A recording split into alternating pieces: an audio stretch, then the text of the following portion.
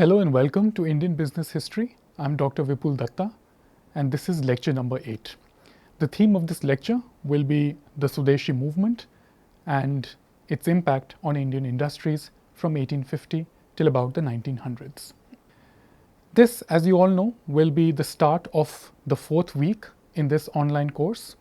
The 4th week will be an analysis of the Swadeshi movement and the rise and expansion of Indian entrepreneurs in this roughly 50-year period between 1850 to 1900s. Week 4 comprises 2 lectures. So lecture 8, which is where we are today, will be a discussion of the Swadeshi movement and its precise political and economic impact on India. And the lecture after this, which is lecture 9, will be a case study in which we will analyze the evolution of certain Indian houses, chiefly that of the Tatars. Just to offer you a recap from lecture 7, we discussed the emergence of different cities in Indian subcontinent in this period, and we discovered that there were similar trajectories of growth for both Bombay and Calcutta. Bombay and Calcutta are now respectively known as Mumbai and Kolkata, but for the purposes of our historical analysis, we will use names of places, etc., as they existed in the period under discussion. Then we also discussed that greater business activities led to speedier urbanization of these spaces. So whether it is opium or cotton in the case of Bombay, or whether it is jute mills or the lucrative tea trade in the case of Calcutta, the amount of business opportunities that these trades generated contributed in a meaningful way in the speedier urbanization of these cityscapes in the Indian subcontinent. A speedier phase of urbanization also contributed towards greater immigration. So people from various backgrounds and communities started calling these cities home, and the permanent sedentary occupational trend in these cities led to the efflorescence of newer public and institutional cultures in these cities. Then we also analyzed how the status of Calcutta was unique in Indian history. It was not just a center for economic operations and business opportunities, it was also in fact designated as the capital of British India for a very long period. So the dual roles of Calcutta as an economic center as well as a political center afforded it certain greater advantages, responsibilities, and certain unique features that we discussed in the previous lecture. While we were at the topic of Calcutta, we also delineated certain new cultural and social forms that generated as a result of the intermingling of Indian sensibilities with colonial sensibilities. So the emergence and expansion of reformative platforms like the Brahmo Samaj, a socio-religious reform organization, it contributed towards the making of newer kinds of social and cultural relations that dotted the landscape of cities like Calcutta during this period. But the basic argument that we dealt with in greater detail in the previous lecture was basically that the main tenor to these phases of development of these cities or the establishment of various kinds of infrastructural projects in Bombay and Calcutta had a colonial argument to them. Most of these projects that were unleashed in these cities were done so with the aim of facilitating greater trade and economic opportunities, and the ultimate beneficiary of those trade and economic opportunities or greater business opportunities was ultimately the British colonial state. So the incidental side benefit of greater business and economic operations may have been the arrival of modern Western-based travel and communications infrastructure to these cities, but the ultimate beneficiary of all these economic exercises that began in the Indian subcontinent at the turn of the 17th century was ultimately going back to Europe and more specifically Britain. For the present lecture, we will focus on a single theme and we will analyze its political and economic implications. So the main theme or the main focus for the discussion of lecture 8 will be the analysis of factors and conditions that consolidated the position of Indian industrialists in the 50-year period from 1850s to 1900s. I want to offer a brief historical timeline so that we can contextualize economic and political developments more comprehensively. So Indian history makes a sharp turn with the mid-19th century onwards. There are a few historical milestones that you should be familiar with, and these milestones are important not just for the events that they witnessed, but also for the secondary and tertiary consequences that they had on the subsequent history of the Indian subcontinent in this period. So the first milestone that we have to take into account was the revolt for independence in 1857. This was an armed insurrection against the colonial system that was entrenched in India. And as a result of this war or revolt for independence, the armed forces of the colonial state were ultimately victorious, and this led to the overthrow of the Mughal Empire and the Mughal dynasty. The last monarch of the Mughal dynasty was subsequently exiled to Burma. However, the 1857 revolt for independence is important in our analysis of Indian history because this was the first public expression of a violent revolt against the injustices that were being perpetrated on Indians by the colonial state. Shortly after 1857, Queen Victoria is proclaimed as Empress of India and the rule of the East India Company is abolished. So in one sense of the term, the phase of company rule comes to a conclusive end as far as Indian history is concerned, and the rule, principles of administration, and the structures that the East India Company had established in the Indian subcontinent come to be replaced formally by the British state. So the proclamation of Queen Victoria as the formal head or Empress of India signified a transition as far as the power structures relating to the Indian subcontinent are concerned. The rule of the East India Company is replaced more formally by the officious British state, and the symbol of Britain's control over India becomes Queen Victoria as the sovereign head of the British Empire.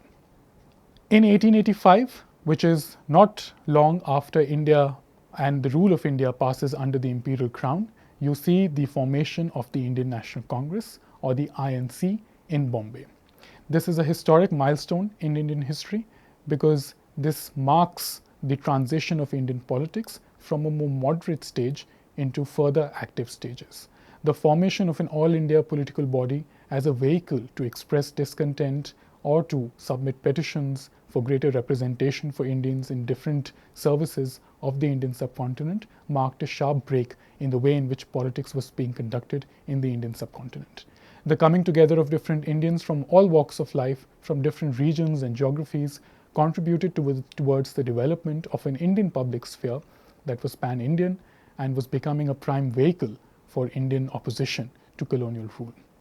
At this stage, the Indian National Congress was really moderate in its character, and it worked as a platform to express mildly the demands that Indians wanted to make of the British state in the Indian subcontinent. Nevertheless, the arrival of the Indian National Congress as a political body formed of different kinds of Indians from all backgrounds represented a step up as far as the political landscape of the Indian subcontinent is concerned. After that, the next milestone was in 1915 when M.K. Gandhi arrives in India from his stint in South Africa, and he is singularly responsible for transforming the Indian National Congress into a mass movement. When the INC was established in 1885, it was a moderate body composed of highly educated Indian men from prominent walks of life. It was moderate in character, and it saw its prime role as mainly a petitioning body to the British state. Mahatma Gandhi changed all of that, and with his arrival in the Indian subcontinent, he throws open the doors of the Congress Party to membership of people from all walks of life. It becomes a public body, and it tries to become a mass movement in which the role and contributions of M.K. Gandhi are immense. So the transformation of the Congress Party from an officious organization content with mild criticism of the colonial state into a prime vehicle which carried out the nationalist movement in India was a significant transition that we have to remember, because it also offers us a political context to study the parallel economic movements that were taking place in the Indian subcontinent during this period. 1915 onwards, therefore, you see a more active phase of the Indian national movement, where the beginnings of the anti-colonial movement are starkly noticeable. So there is the articulation of a moderate to slightly radical opposition to the colonial state in India. This is made possible by the activities of not just Mahatma Gandhi, who makes the Congress into a more public organization, but also through the efforts and campaigns and movements led by other stalwarts of the Indian national movement during this period.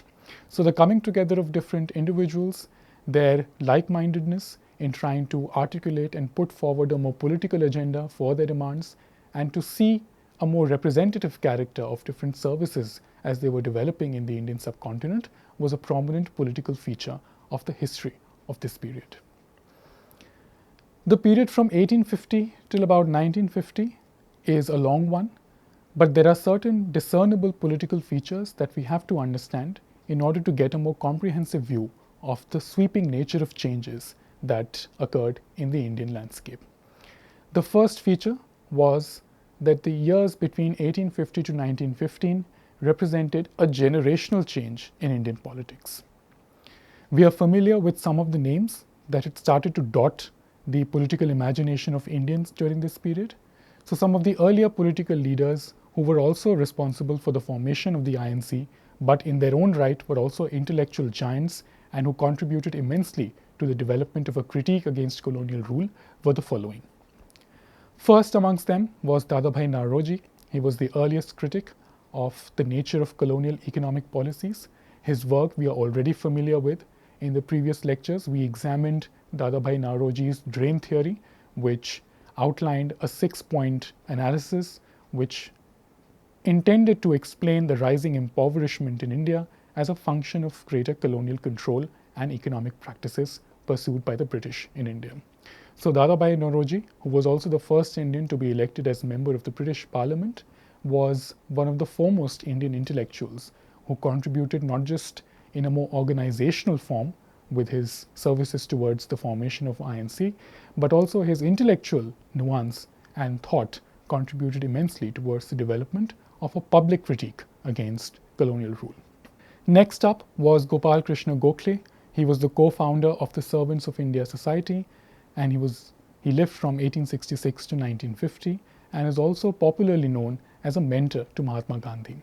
Mahatma Gandhi's return to India and return to Indian politics was facilitated, guided and mentored by Gopal Krishna Gokhale. And just as Dadabhai Naoroji was instrumental in the establishment of a nationalist architecture in India, Gopal Krishna Gokhale was also one of the tallest leaders of the Indian national movement in this period. Certain other prominent names that you should remember, and if you have the time, you can look up their biographies and read more about them. And these were Lala Lajpat Rai, who lived from 1865 to 1928. He was also one of the tallest leaders of the Indian national movement and imparted a more radical flavor to what was otherwise a politically moderate political organization. After Lala Lajpat Rai, we also have Bal Gangadhar Tilak, who lived from 1856 to 1920, and he was also in a huge way responsible for the organization, campaign and mobilization associated with the Swadeshi movement. Swadeshi movement is a topic that we will discuss in greater detail today. So the leader associated chiefly with the carrying out of the Swadeshi movement, which had a decisive political and economic impact on the Indian subcontinent, it was Bal Gangadhar Tilak. After those stalwarts, in order to understand the precise generational change in Indian history during this period, we have to understand the new kinds of leaders who started to make their forays into the Indian political landscape of this period. They brought along with themselves newer ideas and newer institutions, and their new political ideas, their backgrounds, and their own westernized education transformed the terms and conditions on which Indian politics was being organized during this period. So while leaders like Gopal Krishna Gokhale, Dadabhai Naoroji and others played a critical and instrumental role in politicizing the vast majority of Indians in the Indian subcontinent during this period, the arrival of a second generation of younger, probably more dynamic leaders in Indian history also transformed the scene of Indian politics forever. Some of the names that come to mind when you talk of a new generation in this period was led by M.K. Gandhi, of course. He had been trained as a lawyer and he had worked in South Africa. He had also organized the Indian community in South Africa based on his principles of Satyagraha and Ahimsa. He brought those ideas with him and transformed not just the Congress party into a more public organization, but he also imparted a distinctive flavor to the way in which the Indian nationalist movement was to be organized from now on. The elitism, the rarefied nature of membership that had been characterized as the prime markers of the INC was sought to be modified and changed with the arrival of M.K. Gandhi into India.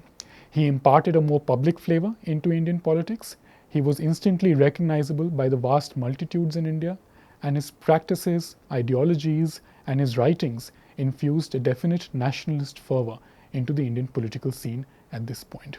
He was one with the people, and his immediate sense of the pulse of the Indian public made the Indian nationalist movement a more public movement than was otherwise possible. Alongside M.K. Gandhi and the generational and ideological change that he brought to Indian politics, you also see the arrival of Jawaharlal Nehru in the early part of the 20th century. Jawaharlal Nehru, of course, was independent India's first prime minister, but his political journey begins in the early part of the 20th century, where he, alongside Mahatma Gandhi, transformed the way in which politics was carried out. They both infused an element of radicalism in Indian politics, and they became advocates of taking on a more strident position vis-a-vis the exploitative colonial practices of the British state as they were getting characterized from 1850 onwards. So the next stage of Indian politics and its transformation from a moderate style of politics to a more radical stance, an aggressive way of making demands to the colonial state, was made possible through the efforts and campaigns and ideas brought forward by M.K. Gandhi and people like Jawaharlal Nehru. Apart from these leaders, you also see the arrival and emergence of leaders like Vallabhbhai Patel, who after independence played a critical role in trying to make the Indian Union a practical possibility. His role in convincing princely states to join the Indian Union was extremely important, and his campaigns and mobilization efforts, not just within the Congress party, but also his contributions to the development of the Indian bureaucracy and making the Indian Union a strong and politically stable entity, is something that will be cherished by students and researchers and the ordinary Indians for years to come. Apart from Jawaharlal Nehru and Vallabhbhai Patel and Mahatma Gandhi, there was also the arrival of Subhash Chandra Bose, who in later years formed the Forward Bloc and was also instrumental in the formation and campaigns of the Indian National Army, which was a militarized organization that fought against colonial rule, mainly in India's eastern frontier. Subhash Chandra Bose was also a member of the Congress party. He was also instrumental in the 1930s in the establishment of a planning committee, which later became the Planning Commission after 1947. So Subhash Chandra Bose's political ideas and economic ideas had a lot of weight to them, and he also played an instrumental role in giving modern India its modern identity. After these leaders, you also had certain other leaders of the Congress party who went on to forge different political paths for themselves. So Muhammad Ali Jinnah was also a prominent member of the Congress party. He also served in the Imperial Legislative Council, served in numerous economic and political consultative committees. However, towards the end of the 1930s, Muhammad Ali Jinnah formed or became a part of the Muslim League, which ultimately resulted in its campaigning for a separate state or a land for Indian Muslims, which ultimately resulted in the partition of the Indian subcontinent in 1947.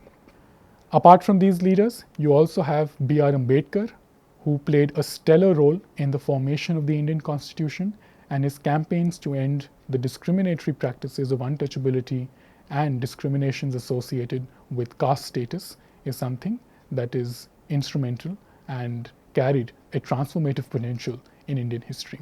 B.R. Ambedkar's services to the drafting of the Constitution and the designing of a space that could represent all the communities equally on par with each other was immensely transformative for the Indian Republic as we know it today. Apart from these leaders, you also have Bhagat Singh, who was born only in the early part of the 20th century, but he was also an important leader of the Indian national movement in this period because he started his own radical organization that was separate from the policies and programs outlined by the Congress party, but also more significantly advocated a more radical program to get rid of the colonial authority in the Indian subcontinent. So as far as the ideology is concerned, all of these leaders in their initial stages of the career had similar ideologies. Some, of course, started to forge their own political paths by the mid-20th century, but ultimately, in the early part of their careers, they had in their heart the desire to see India as a free, economically sovereign country away from the clutches of colonial rule. So with the arrival of a significant generational change in Indian politics and the intermingling of different ideas relating to the ways in which Indian independence could be achieved from the yoke of colonial rule, it led to the articulation of a political and public sphere in India, which was conducive for the development of an ecosystem in which different ideas could intermingle with each other. So while the central aim of many of these leaders, whether it was Dadabhai Naoroji or Bhagat Singh or Vallabhbhai Patel or Jawaharlal Nehru, was to see India as an independent and a strong entity away from the clutches of colonial rule, there were minor differences of opinion between their political ideologies. While they belonged to one central umbrella organization briefly, which was the INC, yet the nuances or the differences within their political ideologies was not significant enough for them to immediately develop different political trajectories for themselves. The role of Bhagat Singh and individuals like M.A. Jinnah and others was responsible in the efflorescence of a public culture in political India, whereby different political parties could coexist and advocate their ideologies. Yet, when you discuss their initial careers or you discuss the initial part of the 20th century as far as Indian history is concerned, this is a fascinating period in which different ideas and ideologies mingled with each other without any obvious points of sharp differences between them. The main agenda of political outfits, political organizations, individuals and group of individuals at this time was to redress some of the grievances that Indians had begun to feel and articulate more sharply against the injustices of colonial rule. One of the main themes that came up as a result of this greater and intense articulation of public discontent against colonial rule was the greater ideological push for Swadeshi. The British government's tax-related actions on Indian factories, whether it was labor legislation or curbs on Indian exports or the general imposition of rules and tariff barriers for Indian products or Indian manufacturing, released a wave of discontent and anger against the British lobbies working to safeguard British mills and factories during this period. So the terms of trade and interactions between Indian manufacturers or Indian businessmen and British manufacturers and British businessmen, as I have already outlined before, was unequal. It was based on unequal terms and conditions, and one party was favored or geared to earn more profits against the other party. So colonial trade with respect to India or any other colony in this period for that matter was a zero-sum game. One party was sought to be the winner and the other resulting party would naturally be the loser as far as economic and business operations were concerned. As a result of this growing discontent and the greater realization that colonial trade and business practices were geared towards the ultimate benefit for the British state, you see the development of a distinct Indian ideology that was designed to promote Indian manufacturing and domestic Indian efforts to make the entrepreneurial space in the Indian subcontinent more prominent and vibrant. As a result of those efforts, you see from 1850s onwards the gradual dissemination and consolidation and expansion of ideas that favored or wanted to create an ecosystem that could make conditions more conducive for Indian trades, Indian economic operations, Indian entrepreneurs, and Indian businessmen more friendly. So the ease of doing business as a category that we are so familiar today when we read those in newspapers and magazines actually has historical origins. As a result of the British government's tax-related actions that we have discussed in previous lectures, from 1890s onwards resulted in greater Indian anger becoming more political in scope. So the provocation of Indian businessmen and the general Indian public as a result of the unequal trading practices by the British state was responsible in provoking a great deal of anger amongst the Indian public. That anger transformed or manifested itself in more political contexts. So one political context in which the Indian anger was channelized was the invocation of Swadeshi principles or the invocation of Swadeshi methods to make Indian industry and Indian business more strong and robust and stable enough to be able to challenge British businesses more strongly and on an equal footing. Claims of unfair economic treatment also fed into the public discourse at this point. So not only was the Indian public more dissatisfied and disgruntled at the way in which British lobbies and British factories were imposing curbs on Indian exports, the general discontentment in sectors like agriculture, industrial production, education, the repression of cultural forms, the repression of the nationalist movement, and the curbs on speech and demonstrations generally contributed towards fueling the public discontent, which started initially as economic discontent against colonial rule. So the initial anger or disgruntlement felt by Indians at the hands of the colonial state's economic practices spread to other sectors, and it became a more wholesome critique of the system that was represented by the colonial state in India. So the beginnings of the anti-colonial movement is therefore not just a result of the arrival and concentration of different kinds of Indian leaders or the formation of bodies like the INC. It also took a more economic flavor within its fold. The concentration of public anger against economic practices spilled on to other sectors, and the coming together of political discontent, cultural discontent, societal unrest, civil unrest, and its merging together contributed immensely towards the formation of an anti-colonial front to the practices and ideologies represented by the colonial state in India. It is in this context that we must locate the Swadeshi movement, its economic agenda, its political agenda, and its social and cultural features. So the Swadeshi movement then is not just a unit that we study in political history or in political science. It then becomes a movement that has to be situated also in the economic context of the Indian subcontinent. Starting out as a movement that could hurt the interests of the British government in India economically, it gradually transformed itself into a more general political movement with 3 or 4 phases within it, and it gave a distinct identity not just to the Indian political firmament, but also became a platform on which Indian leaders could articulate their positions more strongly against the precise nature of colonial rule being imposed on them. The Swadeshi movement was also a useful context and platform for creating an ecosystem and context that could help the business activities of Indian entrepreneurs at this point. Some of the past experiences, as we've heard in the case of agency houses or the coming together of Indian capitalists with British capitalists, was not a favorable experience for Indian entrepreneurs.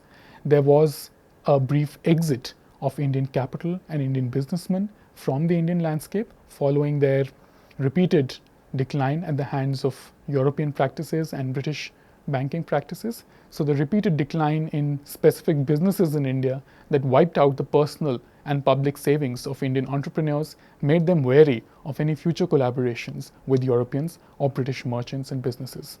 So the Swadeshi movement was seen as a political movement that could give a renewed voice or a platform to the entrepreneurial ambitions of Indians in the Indian subcontinent. It could act as a prime political vehicle for these Indian entrepreneurs to come together, exploit their business ideas, and start new businesses and transform the Indian business history from that period. So the Swadeshi movement, which initially started out as a movement giving voice to economic discontent in the Indian subcontinent, also served as a useful vehicle to give a platform for different kinds of entrepreneurs to emerge more confidently and to be able to mount independent business operations and conduct them in a way that could mount a challenge to the prevailing business sensibilities being perpetrated by the British state in India. So the Swadeshi movement then becomes a historical episode in which you can trace the emergence of some important and prominent Indian industrialists during this period. This was a golden period as far as Indian business history is concerned because it provided a context and an ecosystem and a safe space in which Indian entrepreneurs could explore their business ideas and also confidently prosecute their business operations without fear or favor from the British state at this point. So some of the important, prominent Indian industrialists that emerged at this point were as follows. So the first amongst them is Ranchod Lal Chota Lal. He was a pioneer in setting up textile mills in Gujarat in the city of Ahmedabad. He lived from 1823 to 1898 and was largely responsible in making Gujarat a space for vibrant entrepreneurial activity as far as textile production and its retail is concerned. After him, you have Naurozji Wadia, a member of the Parsi community, which was very affluent in the areas of Bombay Presidency and in the city of Bombay itself. we have discussed the role that certain other Parsis played in Bombay in establishing a civic infrastructure from the money that they earned in different trades and businesses of that period. Naurozji Wadia was yet another prominent member of that community. He was a trained engineer, and his business operations and entrepreneurial functions were focused in the city of Bombay. After that, the name of Lakshman Rao Kirloskar is in that list. He was a pioneer in the production of agricultural implements in this period, and also pioneered the production of iron plowshares, which transformed the agricultural scene in the Indian subcontinent in this period. His ability to turn his ideas into profitable businesses is a prominent feature of India's business history in this period, and in fact the business started by Mr. Lakshman Rao Kirloskar continues to this day also. While different entrepreneurs in different parts of the Indian subcontinent were toying with their business ideas and trying to establish links with some of the important nationalist leaders of this period, certain other names also crop up, namely those of Ardeshir Godrej, who started his locksmithing business roughly in this period. After that, the two important business leaders that we will deal in greater detail in the next lecture is the name of Jamshedji Tata, who started his career with the establishment of a cotton mill in Bombay in this period, and later went on to establish a mammoth business organization, which is synonymous with India's contemporary business history in this period. The establishment of a fabulously successful Tata business by Jamshedji Tata is one of the striking features of the entrepreneurial potential of Indians that was being discovered by everyone in the subcontinent and also abroad. A short while after Jamshedji Tata started his Tata business, he was also followed by individuals like G.D. Birla, who started their own jute mills in Calcutta at this point and later diversified into different kinds of businesses and became also spectacularly successful, and they became symbols of a modern business identity for the Indian Republic. So the Swadeshi movement made available not just an economic context for Indians to display their anger against colonial state, it also acted as a useful platform for different kinds of Indian entrepreneurs to come together and discuss their business ideas and also prosecute their business ideas in their proper context. The Swadeshi movement also made available different kinds of contacts that could be used by these Indian entrepreneurial leaders, and their increasing rapport with some of the prominent nationalist leaders made available a context in which business and politics could be discussed purely in the terms of benefits that could accrue to Indians and not just to the Europeans in India.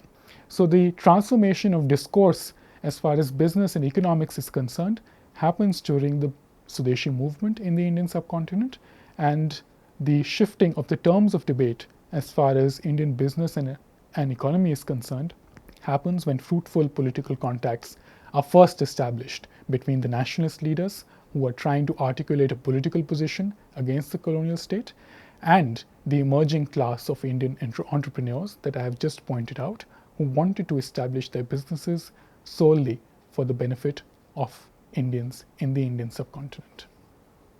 There are some political features inherent in the study of the Swadeshi movement in this period, because these features will also help us understand the business landscape of the Indian subcontinent during this period, the precise relationships that were forged within the Swadeshi movement that contributed immensely towards a very bright context for the conduct of entrepreneurial activity is something that we have to take into account. So in 1885, when the Indian National Congress is formed, it gains an enormous amount of support and influence by its association with prominent Indian industrialists of this period. So the organization and expansion of the Indian National Congress as a prime political body that could facilitate the Indian voices and their hearing in the imperial corridors of power in Calcutta and later in Delhi was made possible by the coming together of political stakeholders and business and economic stakeholders in the Indian subcontinent during this period. So the success of the Indian National Congress was tied to the success of the Indian entrepreneurs, and the ability with which the Indian Congress was able to voice its political position depended a great deal on the ways in which it was able to forge links between its political stakeholders and economic and financial stakeholders. So the coming together of Indian political interests with Indian economic and financial interests was a distinctive period of the late 19th century Indian history. 1880s onwards, you see a definite push towards the Swadeshi movement, and it has certain policies within it, which we will discuss in a brief while. But as far as historical milestones are concerned, it was after the 1880s, which is the later part of the 19th century, when you are able to detect a formal push for creating conditions that could facilitate domestic manufacturing in the Indian subcontinent, and also could push across ideas to convince the Indian public to use or manage or allocate Indian resources for the purposes of Indian manufacturing and Indian industrialization. So this formal push for the Swadeshi movement across the country had definite outcomes as far as the business history of the Indian subcontinent is concerned. So in 1886, J.N. Tata was responsible for the establishment of Swadeshi mills. The naming of these mills as Swadeshi mills was a deliberate move by J.N. Tata, and it also becomes an important episode whereby Indian entrepreneurs began to be infused with a nationalist fervor within their ranks and file. So the coming together of Indian politics with Indian businessmen was not just a convenient consequence of Indian history, it also represented an important historical milestone where different stakeholders came together and articulated positions not just for Indian freedom, but also for the development of Indian industries, for the development of Indian entrepreneurship capabilities, and for the establishment of a definitive Indian entrepreneurial structure that could take into account the needs of the Indian public in the first instance. Shortly after the establishment of the Swadeshi mills, which became a symbol of the Swadeshi movement, you see the establishment of the Punjab National Bank. This is an iconic institution, and its establishment in 1894 was crucial in India's business history because it made itself available as a prime source of Indian capital, Indian financial services and loans for the development of other secondary and tertiary Indian businesses. So with the collapse of agency houses and different European partnership agreements to the detriment of the Indian entrepreneurial community, 20 to 30 years later, in 1894, when the Punjab National Bank is first established, it transformed India's financial landscape forever. No longer were Indian entrepreneurs or Indian businessmen found wanting as far as cash needs were concerned or as far as getting financial support for their businesses was concerned. The arrival of Indian businesses and Indian banks was seen as a transformative moment as far as propagating Indian business activities is concerned. So institutions like the Punjab National Bank played a very crucial role in extending financial services to those same Indian entrepreneurs who were campaigning for the Swadeshi movement and were also campaigning to set up an Indian entrepreneurial landscape that could conduct businesses by keeping Indian interests and Indian priorities in mind. In the same decade, in 1897, Ardeshir Godrej launched his own business. He was one of the prominent Indian businessmen, as we have noticed previously in this lecture. So the arrival of different kinds of institutions, manufacturing facilities, and Indian financial institutions which were controlled or led by Indians is a distinctive feature of this period. This was made possible by the Swadeshi movement. It was made possible by the important contacts and links that were forged between the Indian political class and the Indian businessmen. And the arrival of these prominent, visible public facilities also transformed the landscape and the context in which Indian business was now to be carried onwards. No longer was the terms of trade only in favor of the colonial state or the British state. There were now trends and indicators that suggested that a more Indian way of doing business was here to stay in the Indian subcontinent. So the political expansion of the Swadeshi movement meant a more Indian expansion of Indian business-related activities in the Indian subcontinent during this period. The sources of revenue, the sources of capital infusion, and the sources of domestic demand were now to be led from the front by Indian leaders, by Indian workers, by Indian labor, and by Indian political leaders during this period.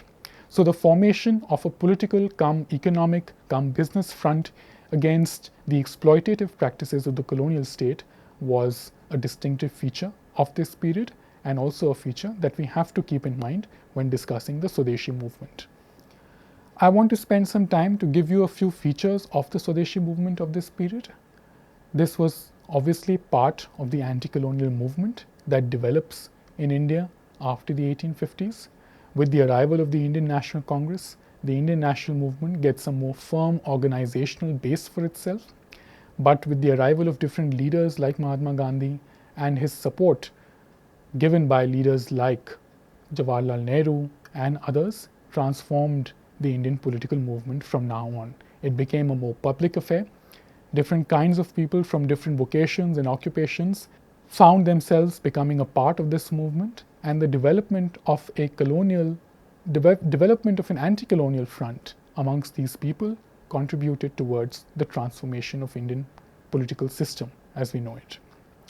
So the Swadeshi movement obviously was part of the anti-colonial movement. It was designed to hurt the economic interests of the British Empire. The first kind of resistance that is noticeable as far as the anti-colonial history of India is concerned was primarily of an economic discontent. The practices witnessed by Indian entrepreneurs, Indian businessmen, Indian factory employees was crucial in them to develop an anti-colonial resistance and an anti-colonial ideology. The transformation of this economic discontent and economic anger against colonial practices was expanded, or it spilled over into political sectors, cultural and social sectors, purely through the mechanism of the Swadeshi movement, which apart from its economic arguments also developed principles and ideas relating to what Swadeshi meant in the social, political and cultural contexts. So towards the early part of the 20th century, Swadeshi movement was not just an economic movement designed to hurt the economic interests of the British state, it had also developed cultural and social elements. So things like indigenous education, the emergence and expansion of vernacular literature and newspapers contributed immensely to the development of a public sphere which was no longer informed by English-speaking elites. The coming together of people, lettered and educated in different languages and dialects, was made possible through the All India mobilization of the Swadeshi movement and the development of indigenous education systems within the subcontinent and the publication of different kinds of newspapers and journals that could inform the public in their own local language what the colonial state was up to contributed immensely towards forging a pan-Indian unity as far as the nationalist movement is concerned. This unity was also essential for different business leaders to come together and conduct business operations jointly.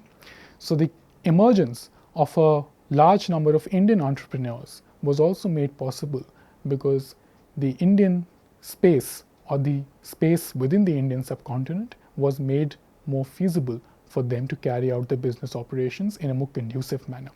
So the articulation of a distinctly Indian public sphere, which was dotted by people who spoke different languages, wore different clothes, or came from different backgrounds, and the forging of pan-Indian unity was seen as crucial for the coming together of different businessmen and conduct their business activities in a manner that could take into account the preferences, needs, desires, and priorities of Indians first and Europeans later. The unjust nature of colonial economic policies and the repressive nature of the colonial exploitation in India, witnessed by people from all walks of life, was sought to be reversed through the mechanisms of the Swadeshi movement, which brought together people of political persuasions, economic persuasions, and compelled them to start and prosecute new ventures that could take into account Indian sensitivities and sensibilities and work towards a common future in which Indian interests and Indian priorities would be addressed first. I want to offer a brief sum up. So the things that we have discussed today relate to the Swadeshi movement, which was part of the anti-colonial agitation that began in the Indian subcontinent from 1850s onwards. This was the beginning of a new culture because not only did it give a voice to people repressed by the exploitative colonial policies of the British state, it also made available a platform for the rejuvenation of the political, social and cultural spheres that existed in the Indian subcontinent in this period. Different kinds of Indian entrepreneurs emerged at this point and they started successful business operations, some of which continue even to this day. So the Swadeshi movement transformed itself from primarily an economic discontent expression platform into a more cohesive political movement that could give voice to all kinds of Indians who were getting repressed in different sectors or who felt compelled to voice against the repressive nature of the colonial state in India at this point. While the Swadeshi movement was in full steam, this was also a transformational moment in Indian politics, and this moment was the generational shift that was witnessed with the fading away of one generation and the coming together of a new, more radical generation in Indian politics, which transformed the grammar in which Indian political systems operated. So, newer organizations and new methods of campaigns rejuvenated existing political organizations and also transformed the terms and conditions on which Indians bargained with the British state as far as representation and greater economic freedom is concerned. So the generational shift was not just the replacement of one generation with the other, it was also a replacement of one set of ideas with the other. This was not a complete or colossal replacement. Older ideas continued to stay in the Indian landscape and they were remolded or they shifted in their meanings as a response to their interaction with the ideas of the newer Indian generation. So a crucial phrase or a crucial way to remember this feature of Indian politics is to understand that one set of political leaders were leaving behind a legacy for the next generation of Indian political leaders. That legacy continued to guide the actions of a new Indian political leadership, but in the midst of this interaction of two different systems of thought and two different Indian generations, a new public culture evolved out of the interaction of these two different systems. As a result of these interactions, a new public sphere emerged, which was not afraid to voice its concerns and grievances against the British state in this period. So the method of conducting politics also became slightly more radical, and the Congress, its organization basically, transformed from a more moderate political methods into more radical methods which could address the demands of the Indian public during this period.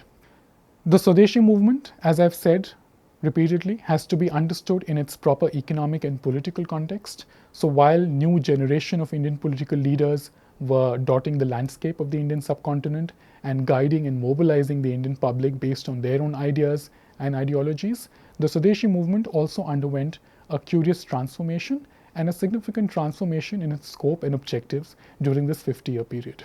The Swadeshi movement was crucial in combining political anger in India with economic dissatisfaction against colonial rule.